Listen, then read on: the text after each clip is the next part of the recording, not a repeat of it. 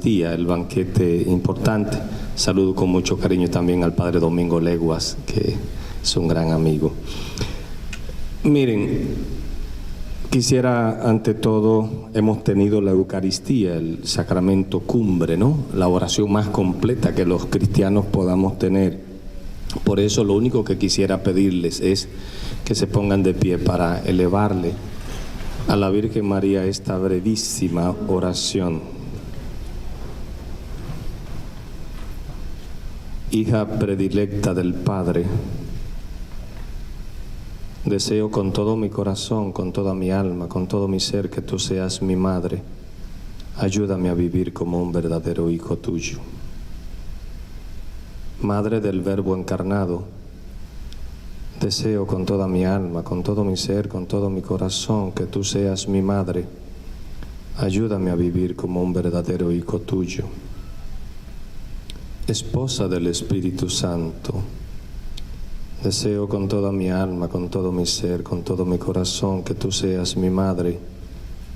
Ayúdame a vivir como un verdadero hijo tuyo. Dios te salve María, llena eres de gracias, el Señor es contigo. Bendita tú eres entre todas las mujeres y bendito es el fruto de tu vientre Jesús. Santa María, Madre de Dios, ruega por nosotros pecadores, ahora y en la hora de nuestra muerte. Amén. Padre eterno, por los méritos de la pasión de tu Hijo Jesucristo, renueva en nosotros la unción de tu Espíritu Santo. Amén. En nombre del Padre, del Hijo y del Espíritu Santo. Amén. Gracias, hermanos. Miren, yo he querido iniciar, para que ustedes entiendan la lógica de la reflexión de hoy, he querido iniciar con esta imagen. Es el mundo visto desde el firmamento, ¿no? Donde están los satélites.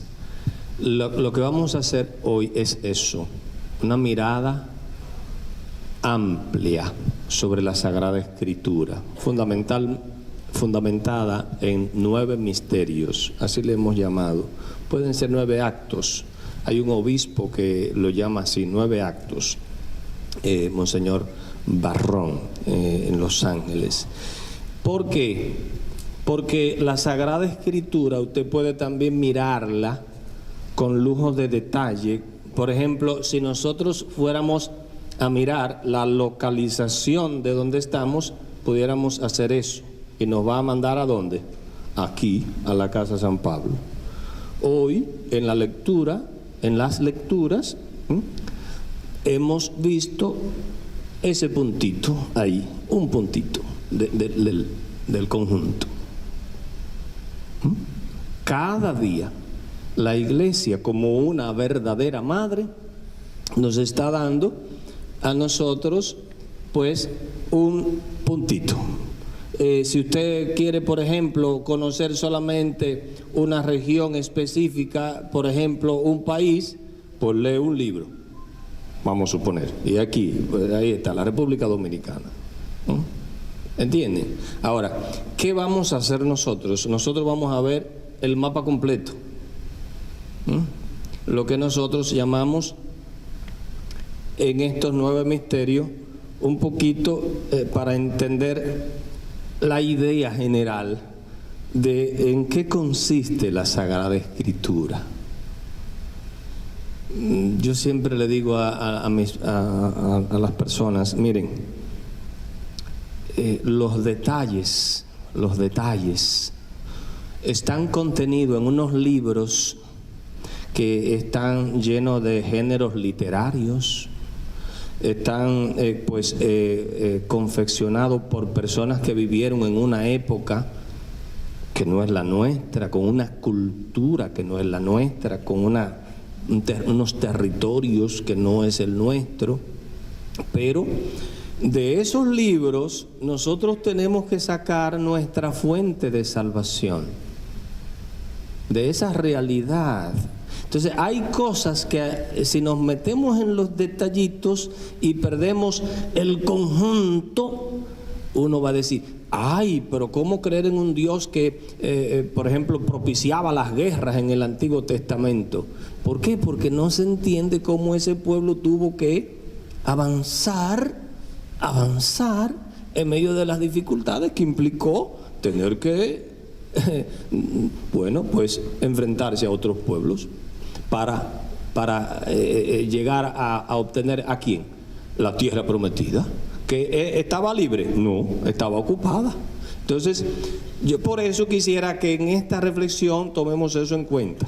O sea, el que quiera otros detalles tiene que ir a un curso de Biblia mucho más amplio, en donde se vaya pues analizando libro por libro, género literario, etcétera, etcétera, para que tenga entonces, esta es una reflexión justamente en este mes de septiembre, que es el mes de la Sagrada Escritura o de la Biblia, por lo que ya se ha comentado, ¿ok?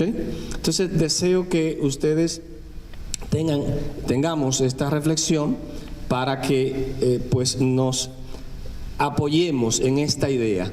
La idea de Dios es revelarse, punto. Ese es el primer elemento que tenemos que tomar en consideración.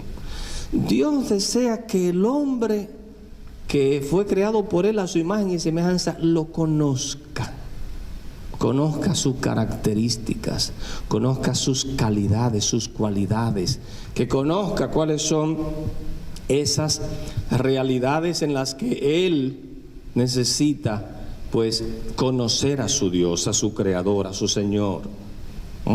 Y es por eso que inicia entonces esta idea de la revelación.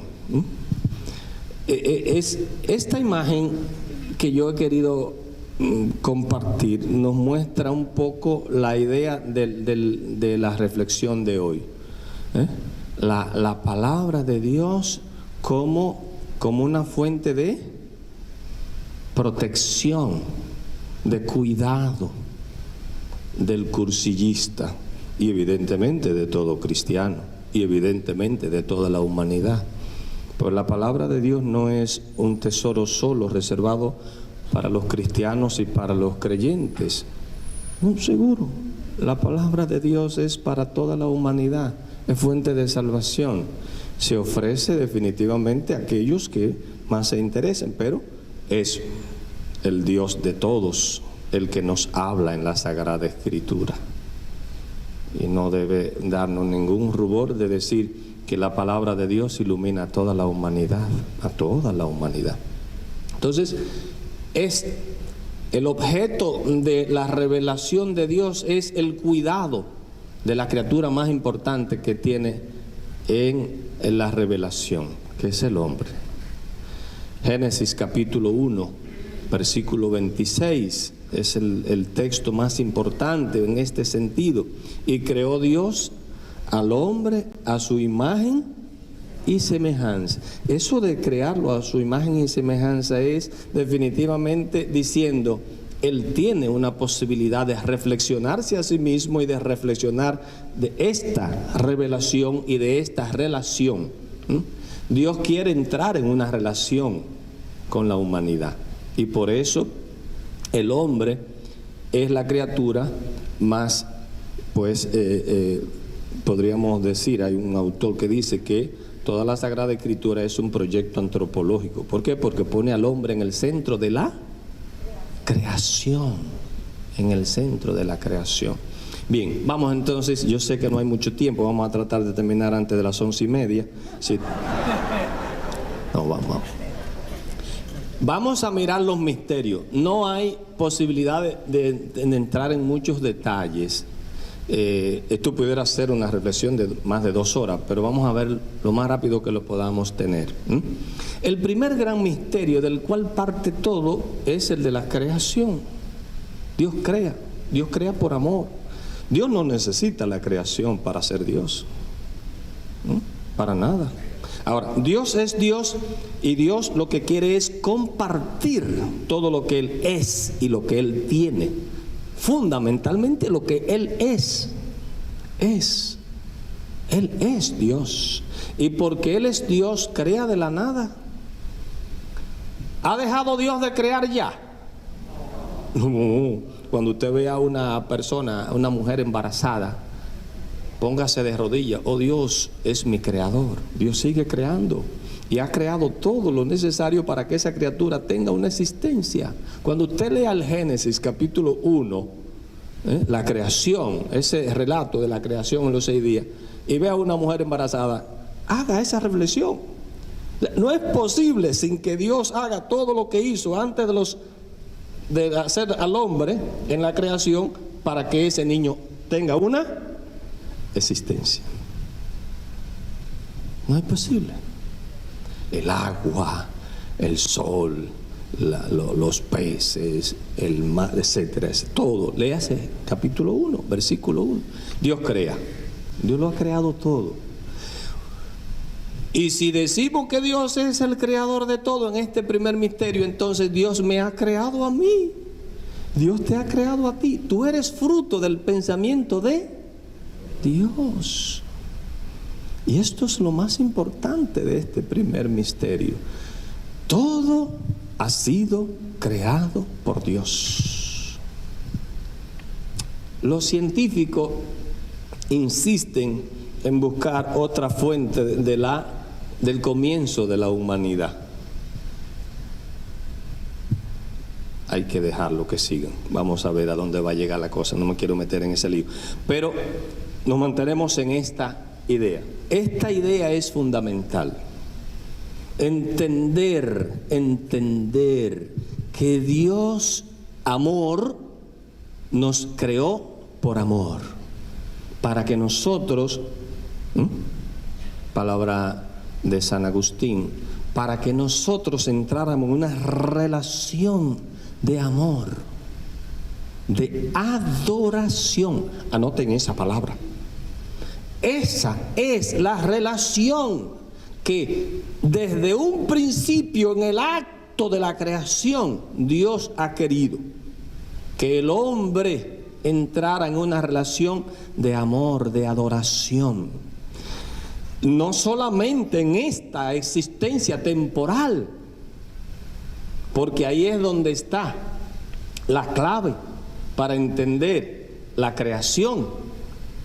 Dios nos ha creado para que le adoremos desde la creación, o sea, desde este momento temporal, pero hasta la vida eterna. Estamos llamados a trascender, a vivir más allá de esta existencia temporal, ¿haciendo qué? Adorando a Dios. ¿Cómo están quién en el cielo? Los ángeles, los santos y todos los que están en la presencia de Dios. ¿Qué es lo único que hacen? Adorar a Dios. Adorar a Dios. Y el siguiente misterio justamente es una desgracia que el hombre lamentablemente no se metió en un problema y la adoración ya no es plenamente a Dios. El pecado se puede definir como esa capacidad del hombre para adorar dioses y darle su vida, su corazón, su existencia a unos elementos que son criaturas, pero que no son al Dios único y verdadero. El pecado es justamente hacer Dios las criaturas, a las criaturas, o dioses, ¿no? Y la caída. El segundo misterio grande es la caída. El primer misterio es la creación, pero esa creación es que es una creación por amor, y como es por amor, el mismo Dios le da unas capacidades al hombre en ese momento de la creación. Y yo fui creado ¿con qué? Con inteligencia, con voluntad, con libertad. El Padre hablaba mucho de esto, ¿no? La libertad. Y es el deseo de Dios que nosotros seamos libres. pero en la libertad de los hijos de Dios. ¿Y qué es lo que sucedió aquí? Que esas capacidades, esos dones, porque son dones, todo eso que Dios nos da son dones, la vida misma es un don, el tiempo es un don, etcétera, etcétera, la creación es un don. Entonces, en este acto, en este misterio de la caída, esos dones que hacían que el hombre y Dios tuvieran una relación ¿de qué? De amistad. Léanse el Génesis. Dios caminaba por la tarde con su criatura, el hombre, en un diálogo, hasta que vino el enemigo. ¿Y qué pasó? Lo convenció de que él tenía capacidad para conocimiento del bien y del mal. ¿Y quién es entonces el que va a definir ahora lo que es bueno y lo que es malo? Si el hombre tiene capacidad para definir el bien y el mal, entonces ya yo puedo organizarlo todo para que nada sea malo ni para que nada sea bueno. El relativismo, según lo explica el Papa Benedicto XVI, la desgracia más grande del mundo moderno y de la posmodernidad.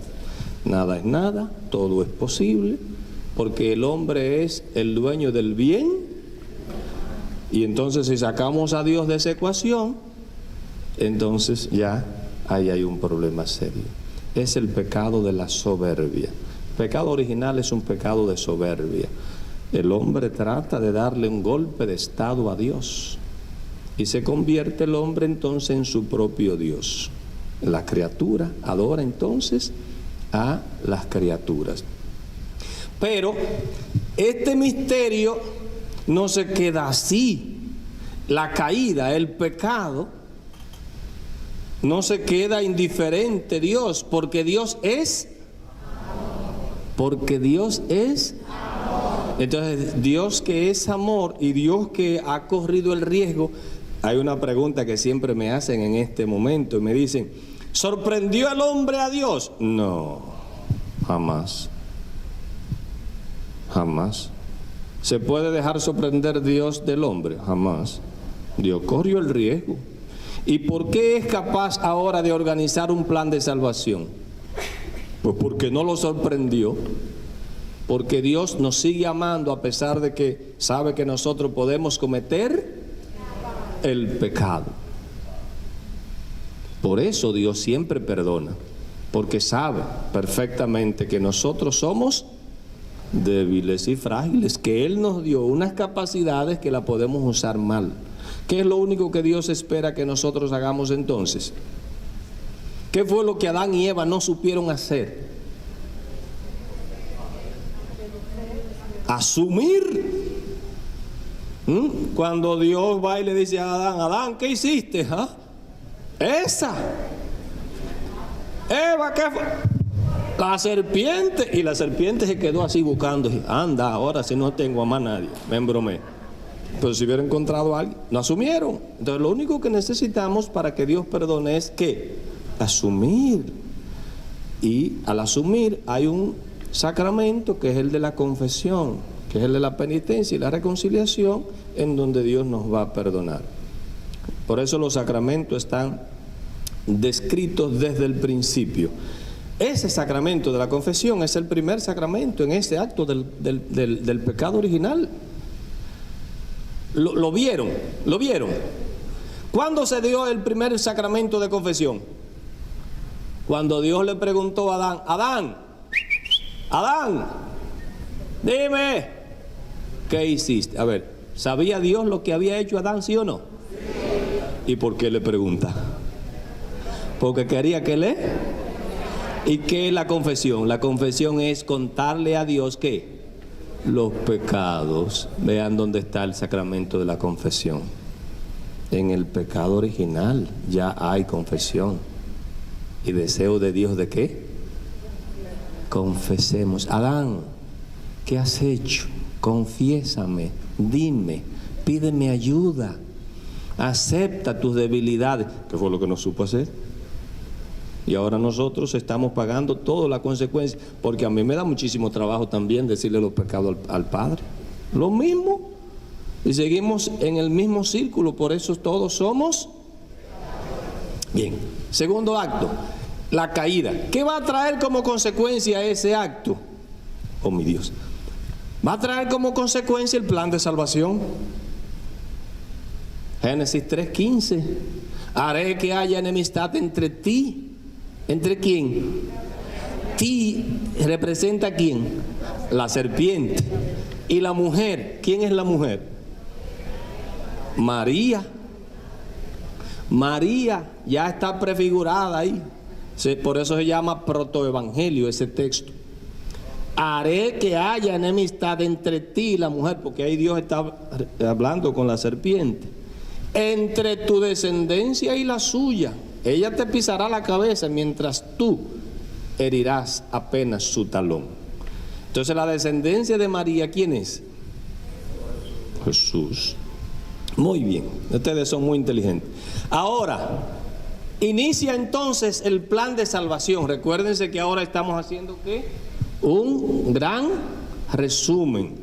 En ese plan de salvación van a suceder, pues, todo el Antiguo Testamento es este plan de salvación que Dios inicia. Dios ahora tiene que salir a salvar a su criatura que ha cometido un pecado grave, de soberbia, desobediencia, y no ha querido confesarlo. Entonces, hay ahora dentro de la revelación todo el plan de salvación. Hay personas que son importantes en ese plan de salvación. ¿Cómo llamamos a Abraham? Padre de la fe. Entonces, el primero que llama a Dios es Abraham. ¿Para qué? ¿Cuál es el pedido que Dios le hace a Abraham? Forma ¿un qué? Un pueblo. Forma un pueblo. Ve, te voy ahora a ti a ser destinatario para que en ti nazca un pueblo. Un camino difícil de fe. Y con Isaac y después con Jacob, los tres grandes patriarcas. Repito, no hay mucho tiempo para detenerse en algunos detalles, ¿no? Ustedes me toman la idea. Ese pueblo entonces está fundamentado en esas 12 tribus: Rubén, Isaacar, José, Aser, Dan, Benjamín, Neftalí, Gad, Simeón, Zebulón, Judá y Leví. Una de las tribus más importantes, que es la que se mantiene todavía con más relevancia, la tribu de los levitas, o la tribu sacerdotal, ¿no? El escudo de Israel. Y más adelante entonces el pueblo se va a llamar Israel, ¿no? Hay otros personajes. Miren, estoy mencionando apenas estos dos personajes del Antiguo Testamento. Una de las cosas más interesantes de la Sagrada Escritura es, y para nosotros entender la Sagrada Escritura, es cómo Dios, para revelarse, va a necesitar a su misma creación y a su misma criatura principal, que es el objeto de su revelación. Y eso va a crear unas confusiones tremendas. ¿Por qué? Así como también la Sagrada Escritura está escrita en un lenguaje específico, un lenguaje complejo, un lenguaje limitado, un lenguaje que para nosotros es complicadísimo, no, por mucho que han mejorado esas traducciones, siempre vamos a tener dificultades, en fin. Pero una de las mayores dificultades que representa la Sagrada Escritura son los instrumentos que el mismo Dios va a utilizar. Los hombres y mujeres, Moisés, Abraham, Isaac, Isaías, Jeremías, David. ¿Por qué? Porque esos instrumentos son de carne y hueso y de las mismas fragilidades y debilidades que nosotros mismos. Y es eso también lo que pasa el día de hoy con la iglesia. ¿Por qué? Porque Dios sigue utilizando los mismos instrumentos para hacer la nueva y la novedosa revelación. Dios nunca va a dejar de revelarse, en el sentido, claro, la revelación plena ha llegado con Jesucristo, pero esa revelación, esa transmisión del reino de Dios es una obligación de la iglesia. Y por eso hoy hay tantas personas que no entienden a la iglesia. Y muchos dicen, pero ¿cómo es posible que tú me digas que la salvación está contenida en hombres y mujeres tan débiles y tan frágiles como ese padre, ese obispo, ese cardenal, Pues ahí está, como lo fue a través de Abraham, a través de Moisés, a través de ¿quiénes? De los profetas, Salomón evidentemente, pero de los grandes profetas, los profetas mayores, Isaías, Jeremías, Ezequiel, Daniel, a través de los profetas menores, hombres, mujeres concretos, no eran marcianos que hablaban un lenguaje y se comportaban, no, eran hombres y mujeres del pueblo. Eso es uno de los aspectos más importantes que nosotros tenemos que entender en este plan de revelación. Dios se revela con un lenguaje humano. Con un lenguaje humano. No hay un profeta que hable el lenguaje de Dios, en el sentido de que, ¿cuál es el lenguaje que usa? Pues el que habla la mayoría de la gente. Si Isaías hablara español, pues Isaías entiende esa revelación a través de ¿qué idioma? Del español. Y con el español escribe lo que Dios pues le va de una u otra manera manifestando. ¿Ah? Eso es hermoso y hay que entenderlo así, ¿ok? Es una pequeña historia así apretadísima de este pueblo de Israel. Una historia de unos 12 siglos. Esta breve historia es importante para entender el tercer misterio. Fíjense que hemos visto ¿cuántos misterios? 1, 2.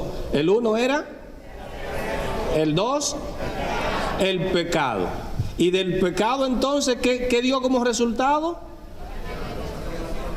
Un plan, lo que los teólogos llaman la economía de la salvación. Y esa economía de la salvación, entonces, Dios llama a Abraham, Dios llama a Moisés, Dios llama a los profetas, a los jueces, los reyes, y organiza un pueblo, etcétera, etcétera. Para que ese pueblo, ¿qué hiciera? ¿Cuál era la misión de ese pueblo?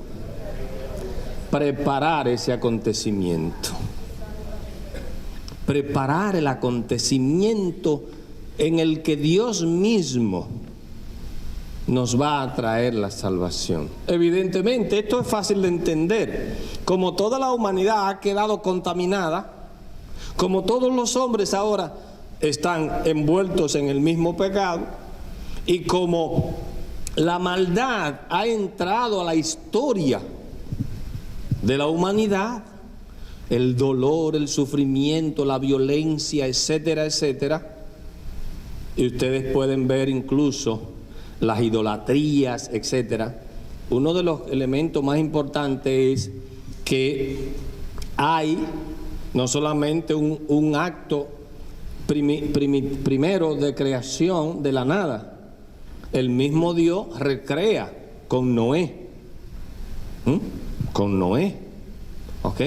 Hace una creación nueva. E intentó un tercer momento después del pecado del becerro de oro, le hizo la propuesta a Moisés. Lean el capítulo 31 del Éxodo. Moisés hablando con Dios y Dios montado en cólera, como si Moisés fuera el que tuviera el control de la situación. Voy a arrasar ese pueblo y voy a hacer un pueblo nuevo contigo. Y Moisés, ¿cómo?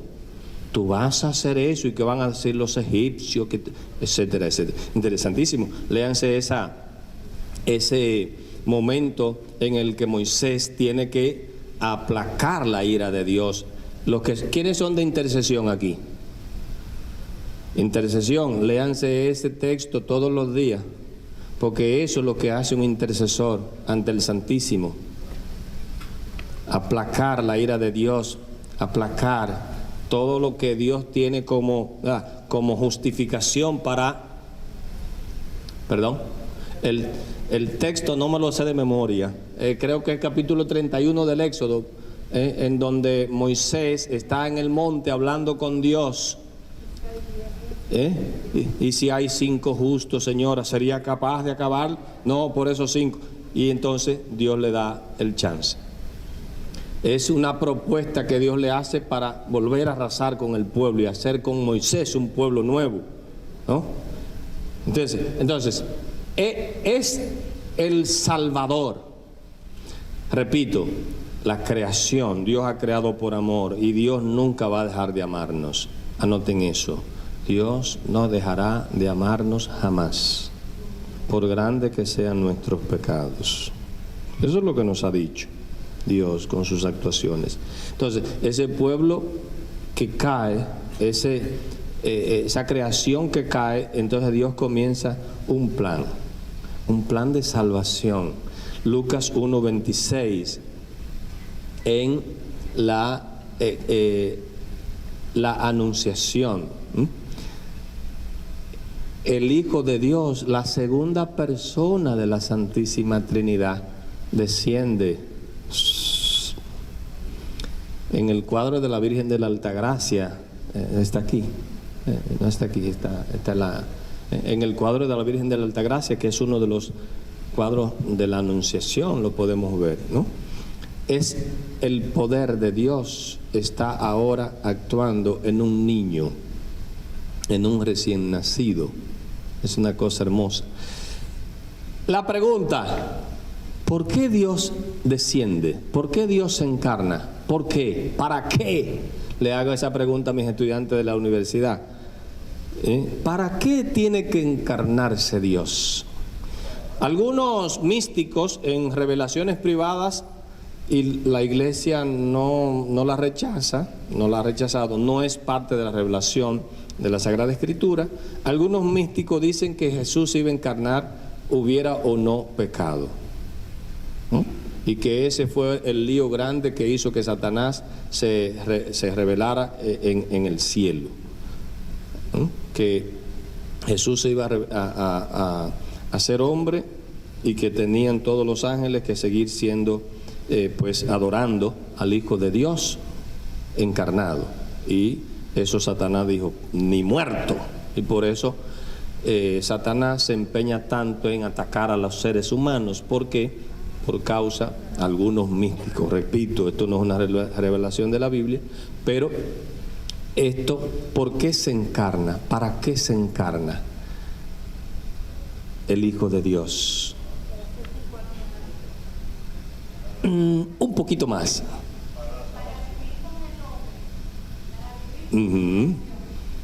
Pero un poquito más. Se encarna porque al encarnarse es posible que pueda padecer y morir por nosotros, solamente encarnándose. Dios puede morir siendo espíritu. Dios puede entregarse y sufrir por nosotros en la dimensión espiritual. Entonces, dice San Agustín: pero ¿por qué Dios se complica? ¿No hubiera sido más fácil levantar a toda la creación humana, a los hombres, a una condición angélica y convertirlo a todos en ángeles libres de pecado? ¿Y qué hace? En vez de subir, ¿qué hace? Baja. En vez de subir a la criatura, Él baja a la condición. Ahí sí, Él baja a esa condición. Y entrando a esta condición ahora, desde esta dimensión natural, humana, y por eso María es tan importante en este plan de salvación. Definitivamente.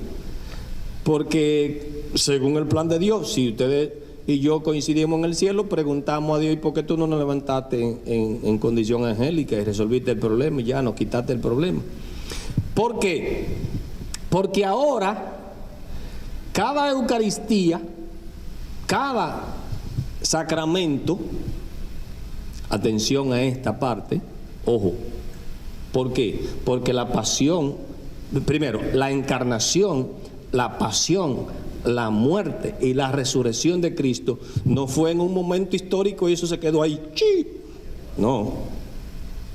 Nosotros los cristianos creemos que la encarnación, la pasión, la muerte, la resurrección y la salvación se dan en cada sacramento y fundamentalmente en el sacramento de la... ¿Ustedes creen eso? Y ahora, ¿cómo se encarna? ¿Cómo se encarna Cristo?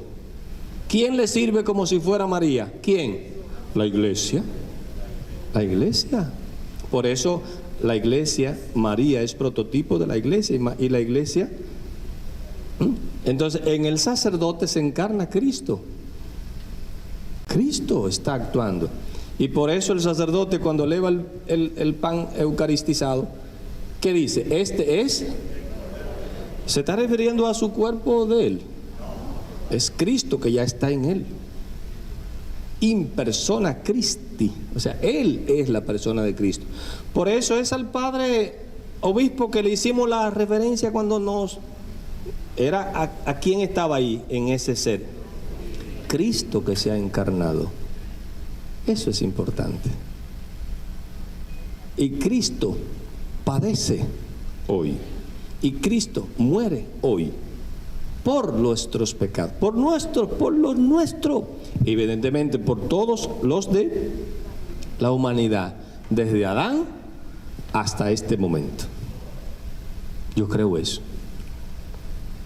Y creo que cada Eucaristía es un sacramento que actualiza ese memorial, esa pasión, esa resurrección y esa vida. Entonces, la anunciación, tercer misterio. Cuarto misterio, la pasión. Y aquí quiero diferenciar pasión y cruz. Son dos cosas que hay que aprender a diferenciarlas, ¿ok? Una cosa es la pasión y otra cosa es la cruz. Si hubiera tiempo lo explicara con más detalle, ¿no? Dicen algunos teólogos, la pasión de Cristo es como alguien que recoge todo el dolor, todo el sufrimiento, toda la violencia que ha sucedido desde Él para atrás. ¿Se acuerdan una frase que decía San Pablo? Cristo se convirtió ¿en qué? En pecado. Cristo se convirtió en pecado. O sea, todo lo que es manifestación de pecado, Él lo recoge. Y por eso la pasión es como recoger todo eso. Venga para acá. Ahora yo tengo el dominio de todo eso. ¿Entienden? Y la muerte, que es el quinto misterio, en la cruz. Esa cruz tiene una representación. ¿Dónde se cometió el pecado? ¿Fruto de qué? ¿El fruto de qué? No, pero en el relato, hay un relato que dice que Eva le ofreció el fruto del árbol. ¿Y qué es una madera? Fruto del árbol. Ojo, hay una relación directa al pecado per se de Adán y Eva. ¿Ok? Evidentemente, la cruz es el símbolo mesiánico fundamental, uno de los símbolos. Habían 3 o 4 elementos en donde el Mesías tenía que decir, yo soy el Mesías. Y la cruz es una. La cruz era, de una u otra manera, donde los romanos manifestaban el poder mediático.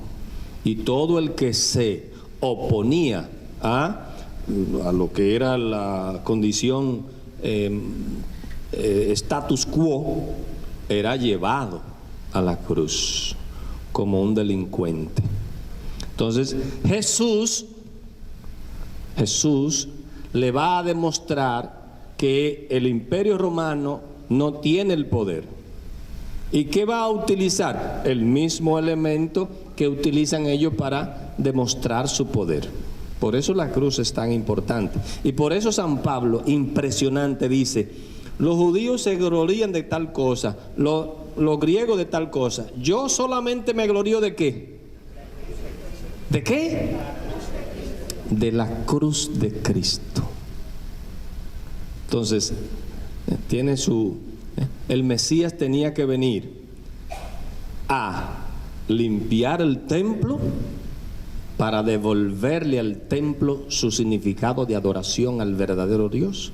Por eso Jesús, antes de morir, y el signo más importante para declarar su muerte fue que dijo: salgan de aquí, han convertido mi casa, la casa de mi padre, en una casa de ladrones. Una cosa tremenda. Y el otro es para someter a las potestades, las naciones. Nos quedamos con esa idea de la cruz. La segunda persona de la Santísima Trinidad está clavada en la cruz. ¿Cuántos misterios van? A ver, primero, la creación. Segundo, tercero, la encarnación. ¿Y la encarnación para qué? Para que pueda padecer y para que pueda morir. Recuerden eso. La encarnación es para... ¿Por qué Jesucristo en la Eucaristía dice: este es mi... ¿Qué? Ojo, solo puede decir eso porque se ha encarnado. Este es mi cuerpo que será entregado por ustedes. Solo puede decir eso porque ha asumido la carne ¿de quién? De María su madre. Se ha encarnado. Es el Hijo de Dios, pero es el Hijo de María. Y de María ha asumido esa carne que entrega para la salvación de todos, ahí en la cruz. Este es mi cuerpo, esta es mi sangre. Como cordero, ya no hacen falta. La carta a los hebreos es interesantísima en ese sentido. Ya no hace falta ni animales, ni sacerdotes, sino que Él es altar, víctima y sacerdote. O sacerdote, víctima y altar. Bien, ahora, ¿qué pasó? El sexto misterio, ¿qué pasó? No está muerto. Y ahí es donde Jesús le demuestra el poder de verdad a los romanos. ¿Ustedes creen que el poder de ustedes está en el madero, en la cruz, en el dolor, en la violencia? Yo les voy a decir dónde está el poder de Dios. En que está vivo y ha resucitado. Y la primera palabra que sale del resucitado es ¿cuál? Paz. La palabra contraria ¿a qué? A violencia, a dolor, angustia, a miedo, etcétera, etcétera. El poder de Dios está en la cruz, pero de una manera distinta. Ustedes tienen aquí un crucifijo. Está ahí, está la cruz. El poder de Dios está en la cruz de una manera distinta. Está desde la perspectiva de la paz. Por eso me encanta una reflexión que tiene un teólogo norteamericano que dice que en la cruz Jesús nos devuelve al paraíso. Nos devuelve al paraíso, nos devuelve al jardín del Edén. Por eso el madero es en alusión al árbol, porque nos devuelve a esa condición que teníamos antes del pecado. Y por eso, una vez ha salido de la fuerza y de la influencia de la cruz, que es la palabra principal que sale del resucitado: paz a ustedes. ¿Qué era lo que vivía en el Edén el hombre con Dios? Paz, armonía, una relación íntima con Dios. No está muerto, no es un Dios de muerto. Ha matado la muerte. Oiga, escuche. En el Génesis, el pecado le entra un veneno a la muerte y convierte la muerte, que era como una especie de transformación de la creación o de la criatura, en este elemento de transformación, porque Él está vivo. Pero no solamente en ese misterio, en el siguiente misterio hay toda una pedagogía. Ya estamos terminando, solamente faltan 2. ¿Oh? Yo no soy de este mundo, solamente me he encarnado para poder ser el Salvador. Eso, el Salvador. Entonces, los apóstoles, y la intención era retener. Ay, qué interesante tenerte a ti ahora resucitado con tanto poder. Quédate con nosotros. ¿Se acuerdan del libro de los discípulos de Emaús? Quédate con nosotros, Señor, no te vayas. Y Jesús tiene que hacer, desaparece al partir el pan. Es como ese deseo de retener. Entonces, me voy, pero no lo dejaré solos. Y por eso, en el octavo misterio,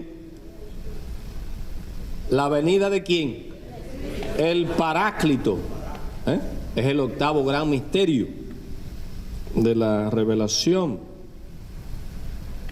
Me voy, pero no los voy a dejar solo. Vendrá ¿quién? El Espíritu Santo. Entonces, el día de Pentecostés, en ese mismo momento nace la iglesia. ¿Por qué? Muchos teólogos dicen, ¿por qué? Porque este es el tiempo del Espíritu Santo. Es el Espíritu Santo que guía a la humanidad en este plan de salvación. Ya Jesús ha venido y ha hecho su acto. Ahora le toca al Espíritu Santo, ¿con qué instrumento? ¿Con cuál instrumento? Vayan por todo el mundo y hagan discípulos míos, bautizándolos en el nombre del Padre, del Hijo y del Espíritu Santo. Entonces el instrumento que va a necesitar el Espíritu Santo ¿es quién? Es la iglesia. Es la iglesia. Es la iglesia, sobre todo la iglesia católica. Es la iglesia. La iglesia es un gran sacramento. El mismo día que viene el Espíritu Santo en Pentecostés, es el momento en el que nace la iglesia para ser ella el instrumento. Así como fue Abraham el instrumento para formar el pueblo, así como fue Moisés el instrumento para liberar al pueblo, y así como fueron instrumentos cada uno en el Antiguo Testamento, ahora la iglesia per se, con el Papa, los obispos, sacerdotes, diáconos, etcétera, son ella y el Espíritu Santo. Por eso en los concilios el Espíritu Santo y nosotros hemos decidido. Nosotros tenemos que creer eso. ¿Quién celebra un bautismo? El Padre. ¿Quién hace la Eucaristía? El Padre. El Espíritu Santo. La fuerza del Espíritu Santo. ¿Cómo es que una agua que cae aquí en la mollerita va al alma? Por la fuerza del cura, porque es un santo varón.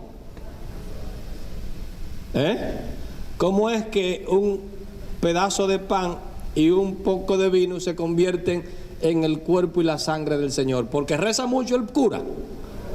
¿Y por la fuerza de quién? Solo por la acción del Espíritu Santo. Por eso Pentecostés y la iglesia, ¿qué? Son chispas que iniciaron al mismo tiempo. Y por último, el último gran misterio, la parusía. Tenemos que estar claros, Todo lo que ha comenzado llegará a su final.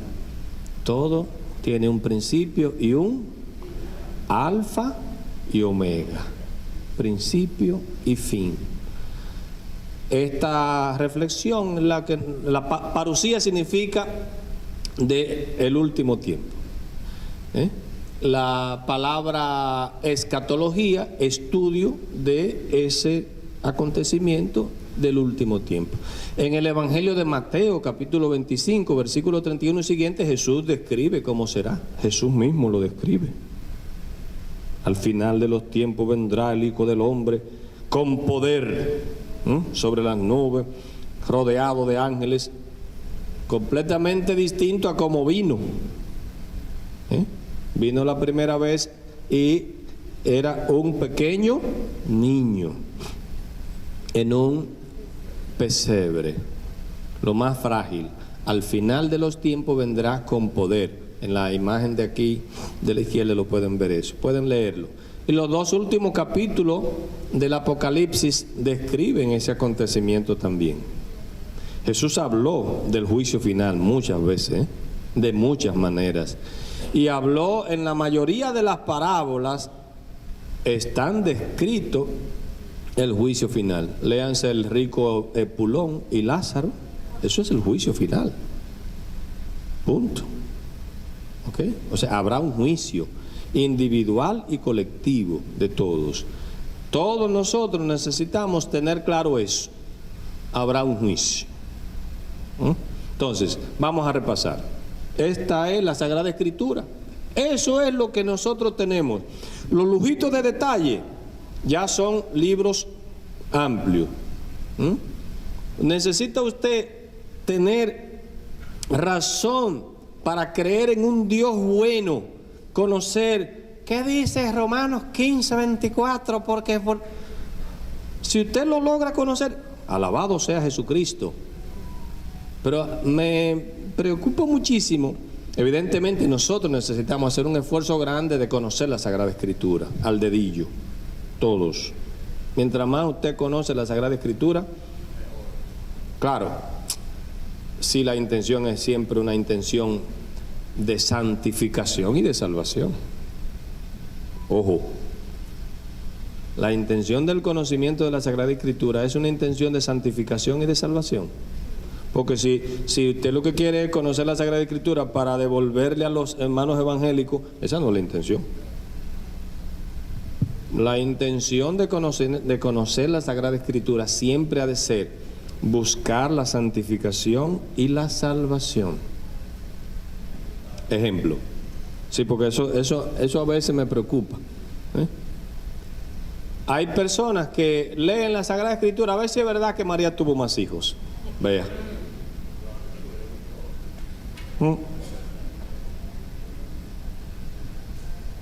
Y le buscan las 7 patas al gato diciendo que no, que Jesús no fue el único hijo de María. Entonces yo eso le digo, yo no me detengo con ellos, hermano, siga caminando, siga, que usted y yo vamos para adelante y allá nos vemos. No voy a poder a perder tiempo con usted. Yo no voy a leer la Escritura para demostrarle a usted que no. Siga caminando, tranquilo. Si eso es lo que le sirve a usted, siga caminando. A mí eso no me sirve para santificación ni salvación, pero siga. ¿Entiende? Ahora, si yo busco en la Sagrada Escritura todos los días con la intención de ser mejor cada día, el Evangelio de hoy, bienaventurados y hay, eso sí es importante. La Sagrada Escritura todos los días a mí tiene que ayudarme a ser un cristiano mejor, con deseo de santificación y de salvación. Si no, no me sirve para nada. Entonces, la idea de esta reflexión, desde que me la presentaron, era tener esta reflexión así amplia. Y le invito a todos a que hagan cursos de Biblia con lujo de detalle. Yo estoy ahora, la conferencia del Episcopado Dominicano me ha pedido el servicio de ser el director de la Escuela Nacional para Laicos, de la Escuela de Teología para Laicos. Y el primer módulo que estamos ofreciendo es sobre Sagrada Escritura. a través del Instituto Nacional de Pastoral. Y estamos ahí ofreciendo diplomados en las diferentes diócesis. Esto es importantísimo. La formación de los cristianos es importantísimo. ¿Quién ama al que no conoce? Nadie. Entonces, vamos a ver, vamos a repasar. El primer misterio, la creación. Lamentablemente, luego, ¿qué pasa? La caída o el pecado. ¿Dios se queda indiferente? No, organiza un plan. Y ese plan va a culminar, ese plan llega ¿a qué? A la encarnación. Dios ofrece la salvación desde Él mismo. O sea, fíjense si Dios es un Dios bueno. Que Dios dice, mira, ve, sálvame a esa gente. No. Por eso, qué hermoso es la misericordia de Dios. La misericordia de Dios siempre es un problema. Si usted lo ve desde una perspectiva desde Dios, es perder. ¿Usted cree que Dios estaba muy contento en la cruz? Ahí que, no. La misericordia de Dios es salir perdiendo.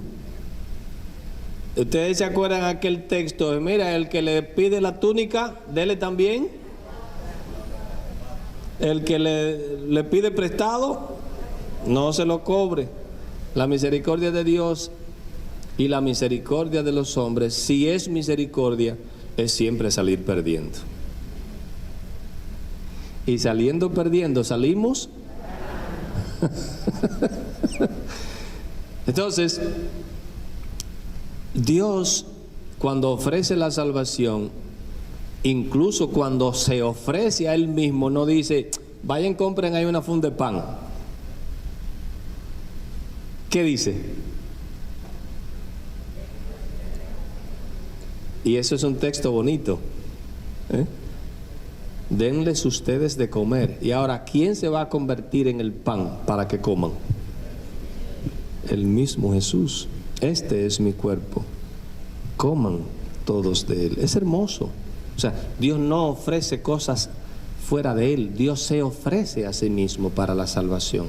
Y por eso Dios entonces se convierte en ¿qué? En un escudo para nosotros. Con eso termino. ¿Por qué? Porque nosotros tenemos que descubrir en lo que Dios está haciendo para sacarnos del tollo en el que nosotros mismos nos metimos, en un escudo. Dios siempre está protegiendo a su criatura, a su creación. Siempre. Y esa protección que Dios ofrece es desde su iniciativa. Dios siempre sale al paso. Dios siempre está buscando a su creación. El hijo pródigo. El hijo pródigo siempre está. El padre que está ahí mirando siempre está mirando, buscando al hijo. Entonces, el cuarto misterio es la pasión, que tenemos que diferenciarla de la cruz. ¿Ok? La muerte en cruz. Quinto, ¿se quedó muerto? Está vivo. Resucitó. Lo que celebramos en la Pascua. Y ese acontecimiento es el que da sentido a todo. Si Jesús no hubiera resucitado, vana sería nuestra prédica, nuestra fe, no tuviéramos sentido. Pero Jesús está vivo, actuando hoy en medio de nosotros. Y luego que resucita, ¿qué hace? Sube al cielo. Ese acontecimiento, vuelvo a insistir, lástima que no hay más tiempo, pero ese acontecimiento de subir al cielo significa que todos nosotros estamos ahí, porque es Cristo quien, el que resume a toda la humanidad, y toda la humanidad entonces ha subido, porque Él se ha, y ahora como Él sube al cielo, toda la humanidad sube con Él. Si confieso que Jesús es mi Salvador, entonces yo, dice Él, mi Padre y yo estaremos siempre con ustedes. Es eso, y lo que le dice Jesús también a sus discípulos antes de irse: me voy porque yo quiero que donde estoy yo. Es hermoso eso. Eso es hermoso. Entonces la ascensión es ese elemento. Y luego de la ascensión, ¿qué viene? El Espíritu Santo. Y nace la iglesia. No despeguemos nunca esas dos cosas. Al venir el Espíritu Santo, el Paráclito, el Defensor, nace la iglesia, que es el instrumento por el cual va a operar ese Espíritu, esa acción de Dios, la iglesia. ¿Ok? Y luego, el último, la parusía, el Hijo de Dios vendrá. En Adviento yo uso mucho estas tres ideas: vino, viene y vendrá. A ver, vino, viene y vendrá. ¿Por qué? Porque Cristo vino hace ya más de 2020 años, viene hoy. ¿Dónde estaba? ¿Quién era que estaba aquí en la Eucaristía?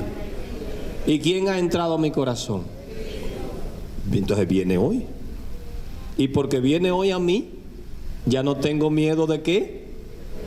Porque ahora hay gente que quieren asustarme. Cristo viene. Pero Cristo vino hace muchísimo tiempo y vive en mí.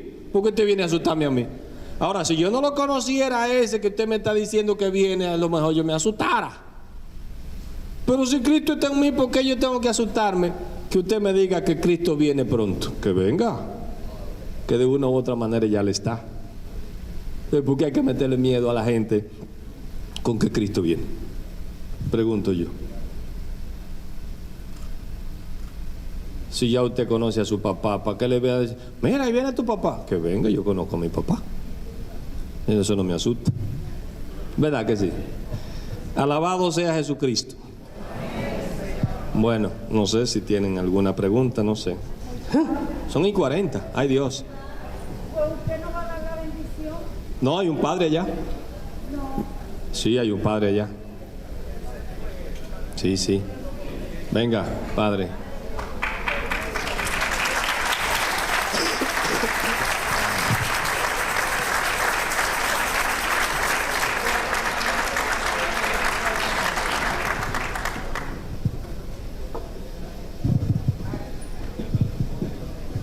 A nuestro futuro cursillito un fuerte aplauso.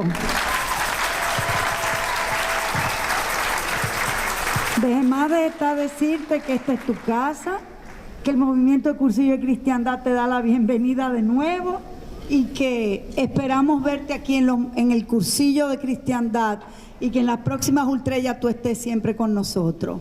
Padre, por favor, mándenos a nuestras casas con la bendición de Dios. Agradeciendo a nuestro exponente de hoy, a Frank, que el Señor le siga bendiciendo grandemente a él, sus proyectos, su familia. Y que todo lo aprendido hoy, que se siga haciendo vida en cada uno de nosotros. El Señor esté con ustedes. Y la bendición de Dios Todopoderoso, Padre, Hijo y Espíritu Santo, descienda sobre ustedes y permanezca siempre. Amén. Permanecemos en la paz y alegría del Señor. Pasen feliz noche en compañía de Jesús y María. Amén.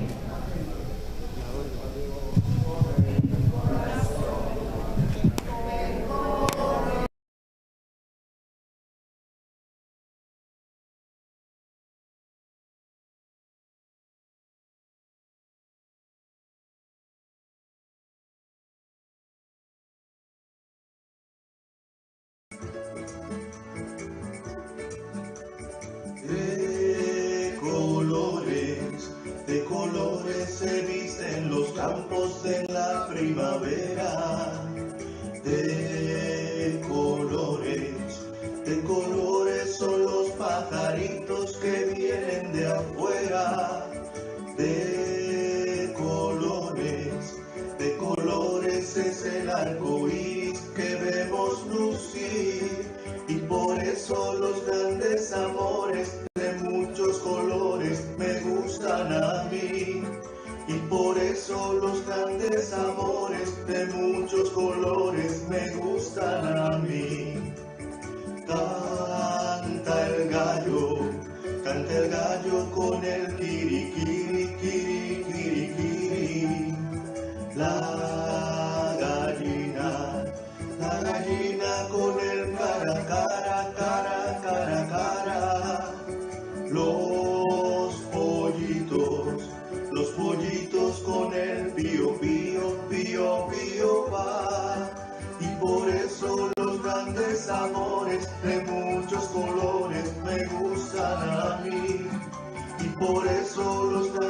amores de muchos colores me gustan a mí. Jubiloso, jubiloso vivamos en gracia, puesto que se puede, saciaremos la sed ardorosa del Rey que no muere, jubiloso, jubiloso llevemos a Cristo un alma.